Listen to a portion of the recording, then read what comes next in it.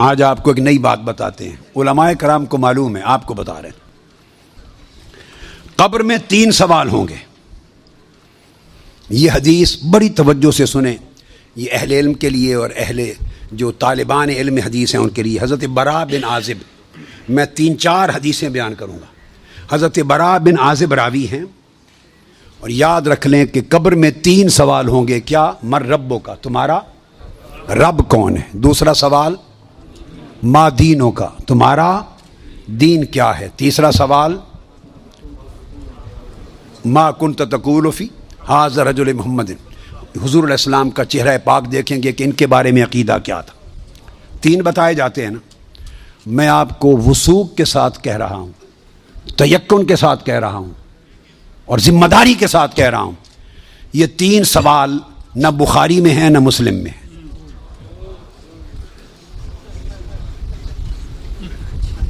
یہ 3 سوال نہ صحیح بخاری میں ہیں۔ سب سے بڑی کتب حدیث کی کون سی ہیں؟ بخاری و مسلم، دونوں میں نہیں ہیں۔ یہ ہیں حضرت براء بن عازب رضی اللہ تعالیٰ عنہ، حدیث کے راوی ہیں۔ یہ ابو داؤد میں ہے اور دیگر کتب میں ہیں، جو صحیح بخاری مسلم کے بعد نچلے درجے کی کتابیں ان کے بعد۔ تو سنن ابی داؤد میں ہے، مسند احمد بن حنبل میں ہے۔ اس میں فرمایا کہ جب آپ میت کو دفنا دیتے ہیں اور اس کے بعد پھر فرشتے آتے ہیں، میں مختصر کر رہا ہوں تاکہ زیادہ چیزیں بیان ہو سکیں، وہ آ کے پوچھتے ہیں یا ھذا مر ربک، اے بول تمہارا رب کون ہے؟ ما دینک، تمہارا دین کیا ہے؟ وما نبیک، اور تمہارا نبی کون ہے؟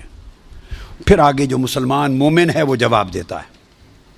یہ حدیث براء بن عازب راوی ہیں اور دیگر کتب سے ہے، مگر میں آپ کو بتا رہا ہوں نہ بخاری میں نہ مسلم میں، ان سے نچلے درجے کی کتب حدیث صحاح میں اور دیگر کتب میں ہیں۔ سمجھ گئے بات؟ اس کا حوالہ دے دیا میں نے آپ کو۔ اب آپ آ جائیے، بخاری اور مسلم کیا کہتی ہے؟ صحیح بخاری اور صحیح مسلم وہ بتاتی ہے کہ قبر میں ایک ہی سوال ہوگا۔ میں تینوں سوال مانتا ہوں، میرے بارے میں کوئی نیا عقیدہ نہ سمجھ لیں اپنا، میں تینوں مانتا ہوں، مگر میں بتا رہا ہوں کہ یہ 3 سوال نہ صحیح بخاری میں ہیں نہ مسلم میں ہیں، صحیحین سے نچلے درجے کی کتابوں میں ہیں، سنن ابی داؤد اور دیگر کتب میں۔ امام بخاری نے 3 سوالوں کی روایت نہیں بیان کی، امام مسلم نے 3 سوالوں کی حدیث کو روایت نہیں کیا۔ وہ کیا کہتے ہیں؟ امام بخاری اور امام مسلم سے بڑا امام تو حدیث میں کوئی نہیں۔ بولیے، وہ کہتے ہیں ایک ہی سوال ہوگا۔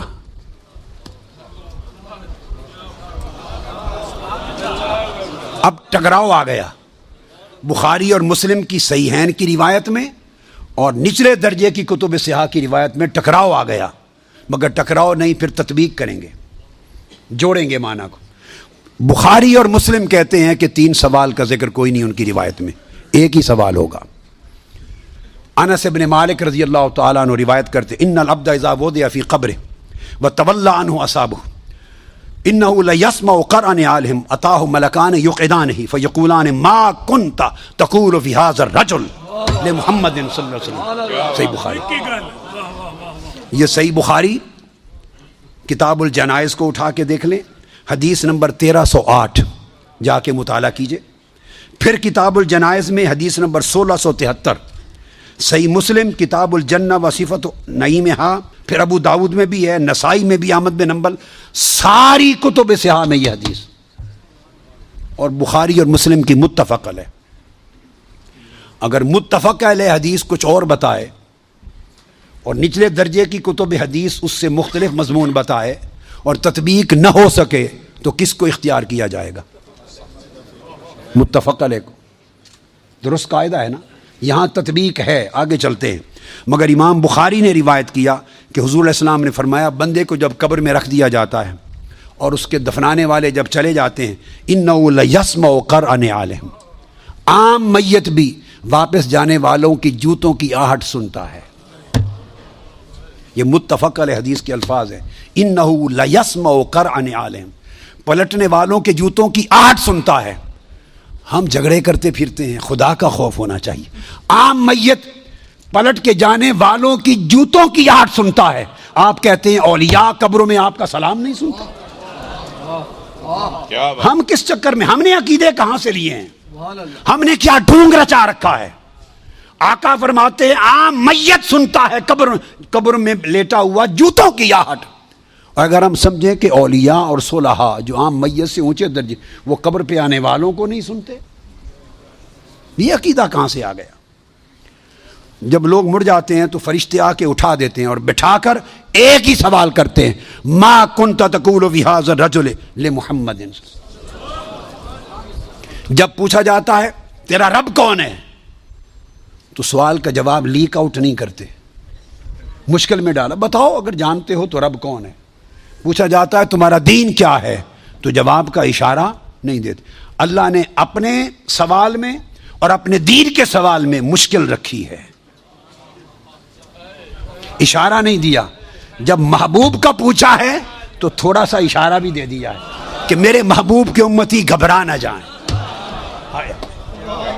میرے محبوب کے امتی یا رسول اللہ کہنے والے کہیں مشکل میں نہ آ جائیں. برے میرے سوال کا جواب نہ آئے دیکھ لیں گے, میرے دین کا سوال اس کا جواب نہ آئے دیکھ لیں گے, میرے مصطفیٰ کے سوال میں کوئی فیل نہ ہو. آسانی کی.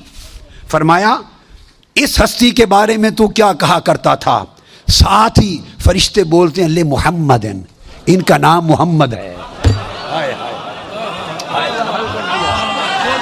ہائے ہائے, پرچہ بھی دے دیا, کویسچن پیپر بھی دے دیا, جواب لیک آؤٹ بھی کر دیا, آسانی پیدا کر دی. اس ہستی کا نام محمد ہے. ایک ہی سوال بخاری اور مسلم متفق علیہ, تو میں نے آپ کو سارے حوالے دے دیے, آپ پوری بخاری اور مسلم اٹھا لیجئے.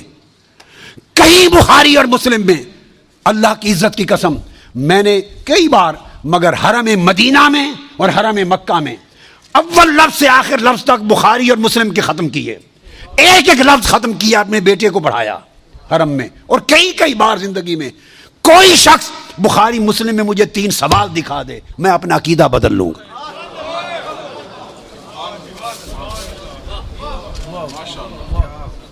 بخاری اور مسلم ایک ہی سوال بتاتی ہے, اس ہستی کے بارے میں کیا کہا کرتا تھا, اور ان کا نام محمد ہے صلی اللہ علیہ وسلم. اب ایک نقطہ اور دیکھیے, وہاں سادہ سوال ہے تمہارا رب کون ہے, تمہارا دین کیا ہے, مگر جب یہ سوال ایک ہی ہے, اس میں پوچھا ما کنت تقول, کانا یکون جب مضارع پر آتا ہے تو ماضی استمراری کا فائدہ دیتا ہے. یہ نہیں پوچھا جائے گا جب قبر میں پردے اٹھا دیے جائیں گے اور چہرہ مصطفیٰ سامنے ہوگا, ملائکہ کے ہاتھ میں گرز ہوں گے کہ کیا جواب دے پاتا ہے یا نہیں. جب چہرہ مصطفیٰ سامنے ہوگا تو ہر بھولے ہوئے کو بھی سبق یاد آ جائے گا, پتہ چل جائے گا یہ تو مصطفیٰ ہے. چونکہ شان آشکار ہو جائے گی تو فرمایا یہ نہیں پوچھنا کہ ان کے بارے میں عقیدہ کیا ہے, یہ نہیں پوچھنا. فرشتوں پوچھنا ما کنت تقول, جب تقریر کرتا تھا جامع مسجد میں منبر رسول پر تو تب کیا کہتا تھا, جب جلسے کرتا تھا اور ذکر آتا تھا میرے مصطفیٰ کا, ما کنت تقول گلے پھاڑ پھاڑ کر تب کیا کہتا تھا, جب کتابیں لکھتا تھا تو میرے محبوب کی شان میں کیا لکھتا تھا. یہ نہ بتا کہ آج لے ان کی پناہ, آج مدد مانگ ان سے, کل نہ مانیں گے, قیامت کو اگر مان گیا. ارے جب چہرہ مصطفیٰ سامنے ہوگا,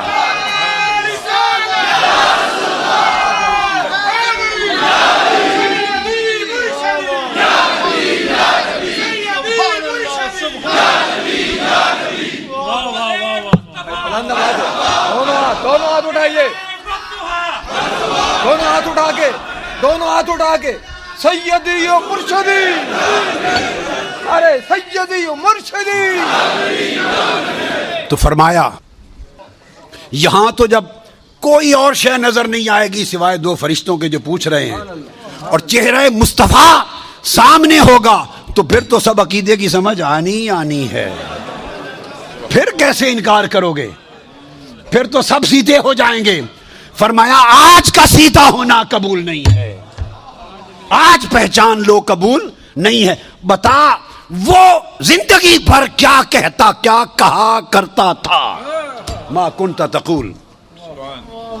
تقریریں کرتے ہوئے حضور کی شان گول کر کے آگے گزر جاتا تھا یا رک کے کھول کھول کے بیان کرتا تھا؟ جب شان مصطفیٰ، عظمت مصطفیٰ، رفعت مصطفیٰ، مقام مصطفیٰ، جب حضور کی شانوں کا، آپ کے رخسار کا، میرے محبوب کے گیسوؤں کا، میرے محبوب کے چال چلن کا، میرے مٹھن کا، میرے محبوب کے حسن کا، جمال کا، کمال کا، عظمت کا جب تذکرہ آتا تھا تو تیرا چہرہ کھل اٹھتا تھا یا مروڑ آ جاتے تھے؟